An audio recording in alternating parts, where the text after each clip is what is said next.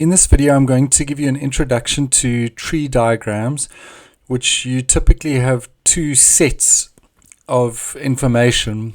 This example would be considered an easier one in that it's just black and red ants again, but it could be black and red ants and wearing socks or shoes. And so just look out for those two sets of information that can come. Look out importantly if they talk about not replacing, because then you need to picture that if you took a red ant and the chances were 6 out of 14, the total, then if you have a red ant and you've set it aside, now you've only got 5 red ants when you're picking another red ant, but the total's also gone down by 1. Whereas if you picked a red ant first, what's the chances of getting a black ant? There would still be 8, but the total's still gone down by 1. Ditto, the probability of picking a black ant first would be 8 out of the total 14. What's the chances my next pick would be red? There still are 6 at this stage, but the total's gone down by 1.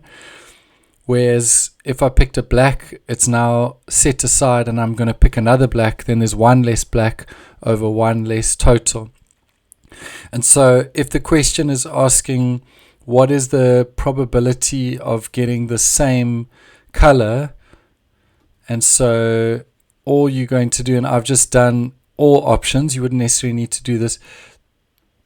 If I was just working out the probability of the same color, I would just work with these two, the probability of getting a red and a red, or a black and a black.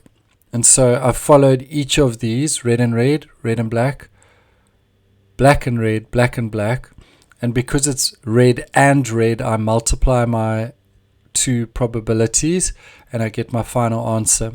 And so I've done that for all of them, and so the chances of getting the same color will be probability of red and red,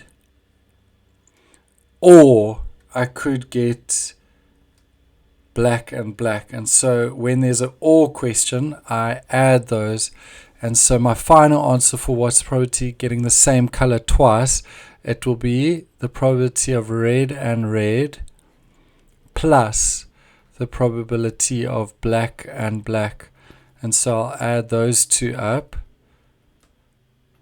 and I get my final answer of 43 over 91. And it's just as easy to get the probability of not getting the same color twice. I would just focus on these two answers here. I hope that you found this introduction to tree diagrams useful. If you did, please like this video, subscribe to our channel, and share this with your friends. Thanks a lot.